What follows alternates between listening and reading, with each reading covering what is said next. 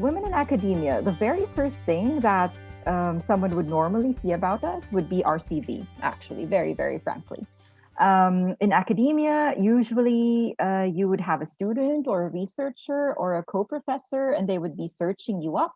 And of course, the first thing that they would see would be your university profile or multiple university profiles if you've been in academia for a while. And then they would end up with your 5 to 15 page CV, depending on how ambitious you are with that document. And I mean, CVs are always beautifully crafted things because they show the world the best of you. So all of your achievements, all of your academic degrees, how much money have you gotten in terms of grants from governments and from private institutions? My CV, for example, is a work of art. I say this now. If you look at it, you will see, for example, that in 2008, I had just graduated my bachelor's degree, and I was retained by the university as one of the top 3 of the graduating class to teach at the university. In 2010, 2 years later, I was awarded an Australian Leadership Award from the Australian government to do a double master's in international relations and diplomacy. In 2013, again, 2 years later, it was the start of the year, I got a notification from the European Commission that they would be awarding me a joint PhD program and fully fund me for the next 3 years. And indeed, at the end of those 3 years, after going through Rome and Brussels, I got the PhD. So it was 2017, and I think it is one of my profiles. I think it is actually my Belgian profile that very specifically says, Kate defended her first PhD in Brussels at 36 weeks pregnant. She gave birth and then defended her second PhD in Rome with a 2-month-old. We are so proud of Kate. And I'm like, that's actually factually correct.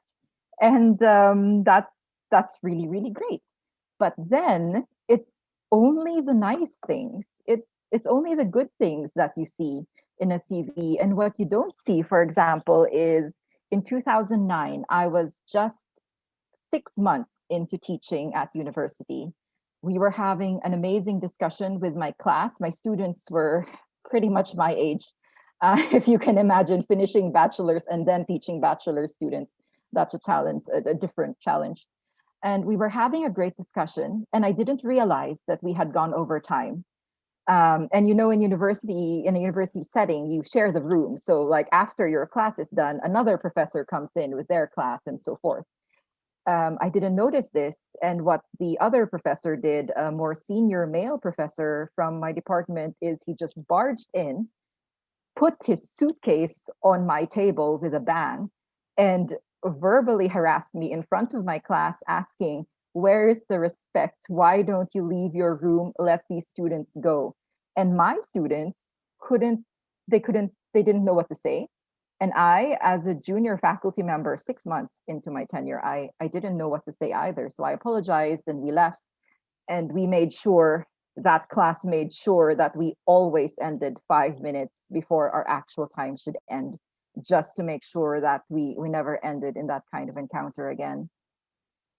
I mentioned as well in 2010, and this was a difficult one, again, as a relatively junior faculty, I was at a conference, a really great conference actually on leadership in academia. And at the end of that conference, we all went back to our hotel because it was an outside conference. And one of the senior academics, a man, tried to corner me by the elevator and told me that he preferred if we take the staircase. I don't need to elaborate on what that means, but I was extremely uncomfortable. I was very, very young, in my early 20s. And here was this senior academic who was married with kids, I'm very sure at that time, using his power and privilege to do this. I reported it to the academic committee afterwards. They did nothing. This is not a surprise to anyone. Then I discussed with my friends, and I realized that I was not the first one that this was attempted with, and probably was not the last. But at that point, you report it to the actual authorities. What else can you do if they take no action? And I was honestly far too young to think about, other options. Now I am older, and if I see it happening with someone junior, I know to step in. But at that point, I really didn't. I also wanted to give the example of, and this is just in general in academia, that even if you see someone with a beautiful CV, you don't see the challenges that that person faces. One of the examples, and this is also one of the research that a very good friend of mine is doing, is the divorce rate in academia. Because you can imagine, as an academic, you need to be very, very mobile. Between 2010 and 2020, this year, we have moved over 7 times. Australia to Europe, all across Europe. I'm now currently in Transylvania, in Romania, so we're really going all over the place. And on the one hand, moving itself is already a challenge because it's really exciting. I agree, and I do not dispute this. But then you uproot your entire life. You need to open new bank accounts, find a new apartment, find a grocery that sells decent peanut butter, like really simple things. And tampons. Not all countries have tampons. You'd be surprised. These small things, but if you have to do it year after year after year, it weighs on you. Now imagine adding a relationship onto that. Because if you're single and you move around, that's an adventure. If you are in some kind of partnership or a marriage and you need to leave your country every year to 18 months, well, if you're in a relationship with someone in the private sector or in some kind of NGO, that means that person before COVID had to quit their job every couple of years, which is a huge detriment to their career.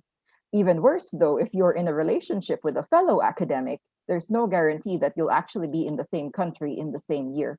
One of my amazing mentors, and I won't mention her by name because I didn't ask permission, she has been married to her husband for the past 10 years. They have 3 kids, all born in different countries.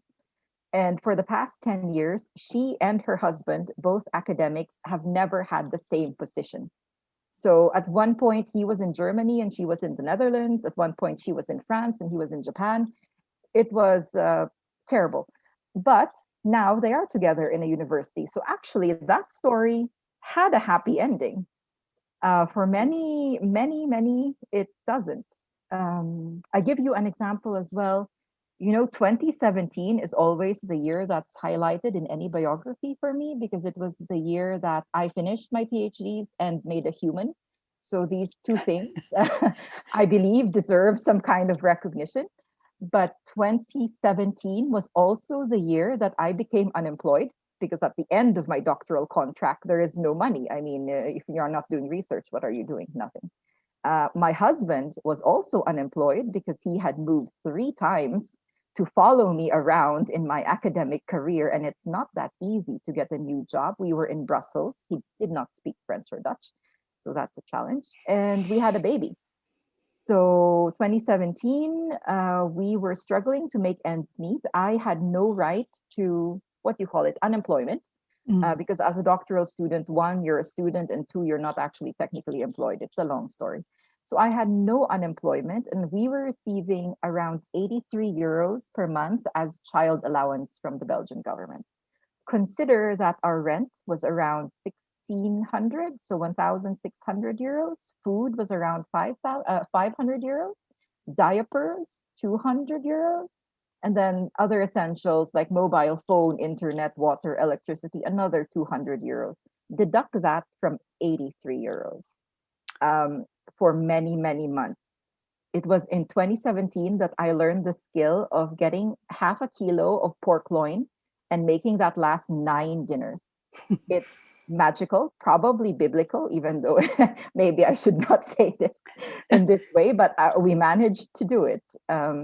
It was also in 2017 that at one point, it was at the end of the year, we were so low on resources that even buying a bottle of Coke, we had to think about it seriously.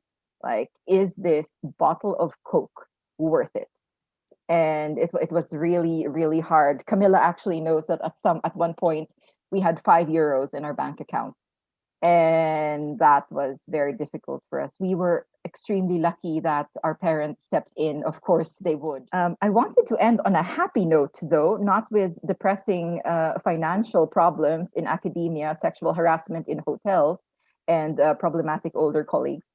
Just to end on a happy note, I'm extremely grateful for all of the mentors that I've met along the way, men and women.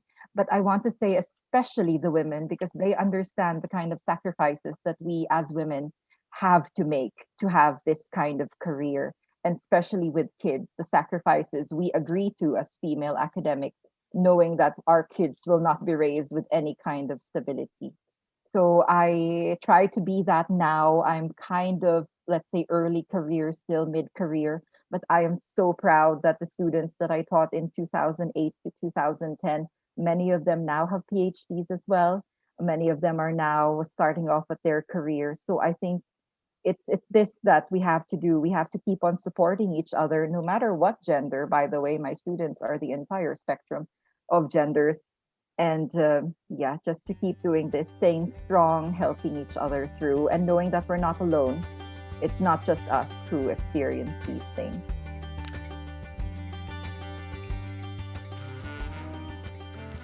One of the basic things that we can do is really just check in with each other. My practitioner side is actually helping migrant women, especially here in Romania, and especially with COVID, many of them are stuck in abusive situations, physically abusive, especially emotionally abusive.